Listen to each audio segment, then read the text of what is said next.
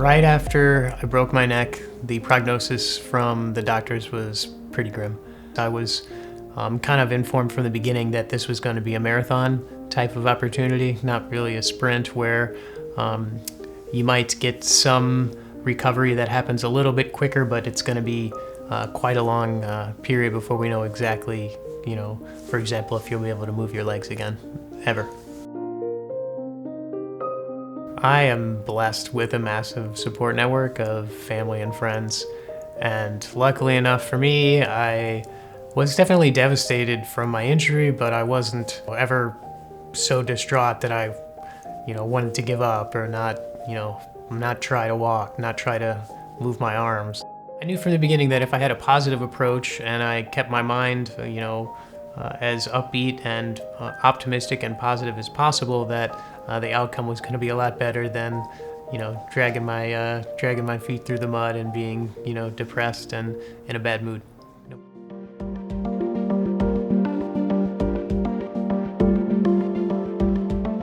The first year after my injury, my conversation with Dr. Fessler, the doctor that injected the spinal cord injury cells, was very exciting. It was really cool to see all the increases in terms of strength and mobility that I got. But I would argue that the second and third year after my injury, the doctor was even more impressed, particularly with my mobility kind of in my triceps, my ability to transfer, get from my wheelchair to bed. And then I immediately kind of started to pursue my ability to drive, so get my driver's license back and whatnot. And so just being able to do those kind of things that a lot of spinal cord injury survivors can't, in terms of, transferring, living on your own, preparing some light meals, driving, that kind of stuff, the doctor was pretty impressed with and excited. Just in terms of that being a positive affirmation that not just our work with the cells, but his work actually physically helped me. And it's amazing to have, people like the OPC producers and the doctors on your side and in your court.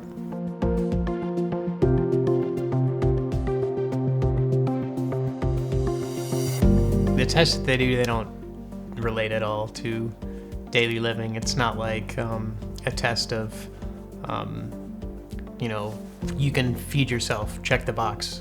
Not at all. It's more of a test of strength and feeling in different areas. There is the goofiest system and scale to measure those with spinal cord injury, and I believe it's Asia American Spinal Injury Association scale, where you're given a score, Asia A, B, C, or D, and essentially Asia A means that your injury is complete. Your spine has been completely severed, so there's no communication between your brain and the rest of your body. Whereas Asia B means you've got some communication, a little bit, perhaps some feeling under your injury level, but no movement. Asia C would be you have some movement under your injury level. I believe it's less than 75% of your muscles under your injury level you can move. And then Asia D means that you can move quite a bit of muscles under your injury level.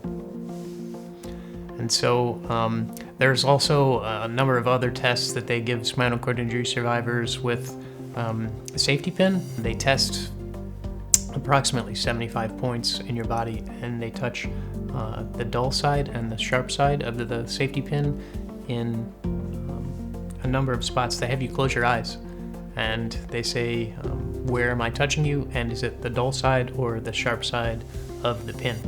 And so with your eyes closed,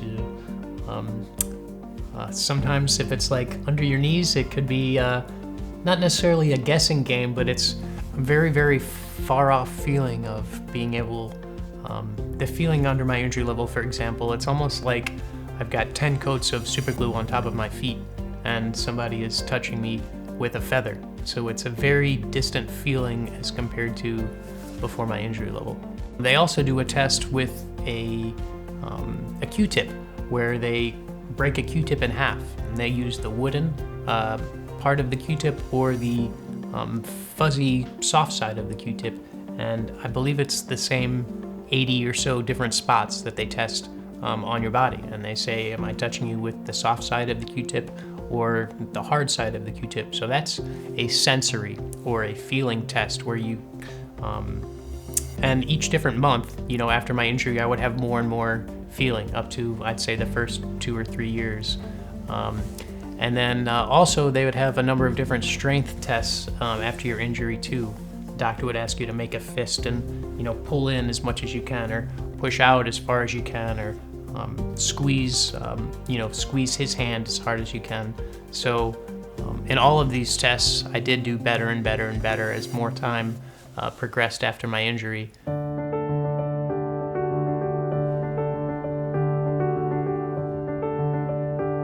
Right after I broke my neck, a lot of people told me and thought that I'd never be able to live alone again, that I'd never be able to drive, that I wouldn't be able to have kids, all obviously falsehoods, but people put those scary ideas into your mind, and you can choose whether you want to believe them or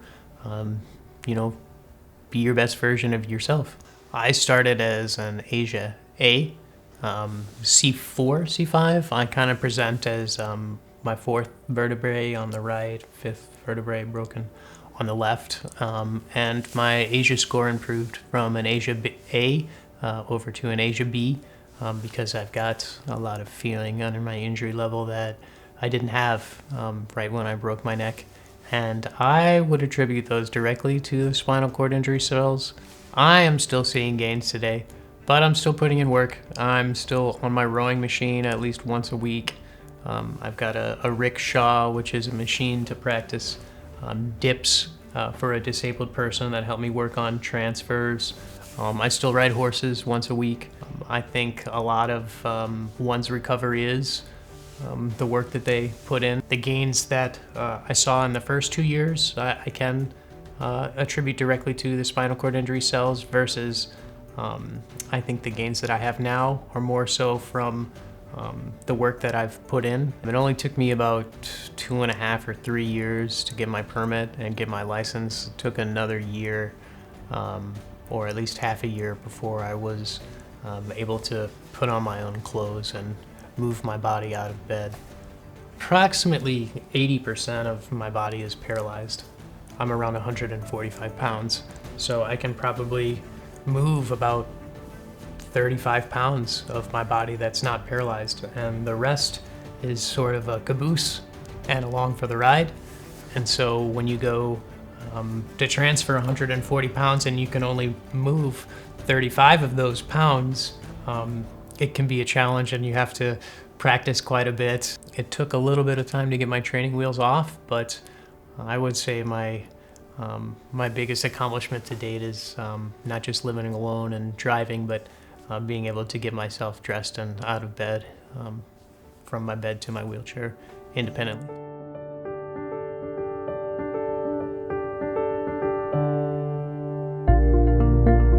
Knowing what I know today, if I could go back in time and do it all over again, I positively would get the OPC1 spinal cord injury cells again. In terms of what I gained from the cells, the strength, the independence, mobility, just everything that I could think of that has come to me ever since I got the cells has been positive, whereas the only thing that it took was the time. It took maybe 10 days from my recovery at those very early stages of my injury, but without the cells, who knows how much weaker or how different my recovery would have been. Who knows if I'd be able to use my arms this much or drive a car. So I'm extremely thankful that I took the opportunity to do the cell therapy.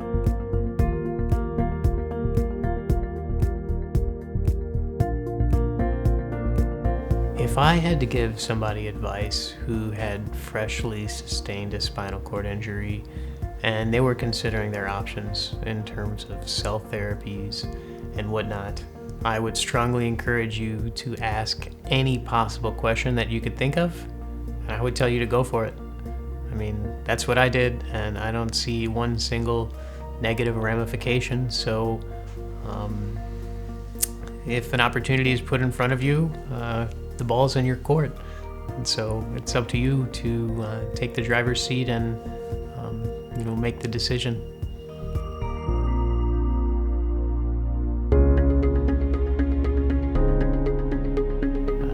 DiveHeart is a 501c3 non-for-profit for adaptive and people of all different ability levels to go scuba diving.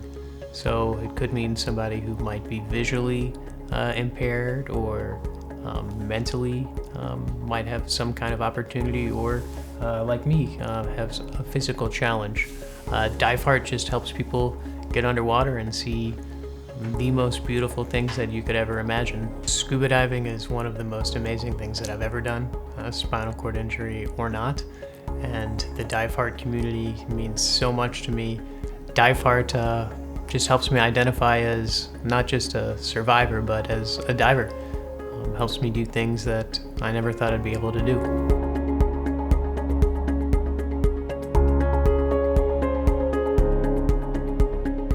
My hopes and dreams moving forward are to continue to get better and stronger, and for technology to continue to improve and to have future studies similar and just the same as this one that give us opportunities to dig deeper, not just scratch the surface. I am invigorated. I'm so excited and stoked to see that this chapter has not been closed.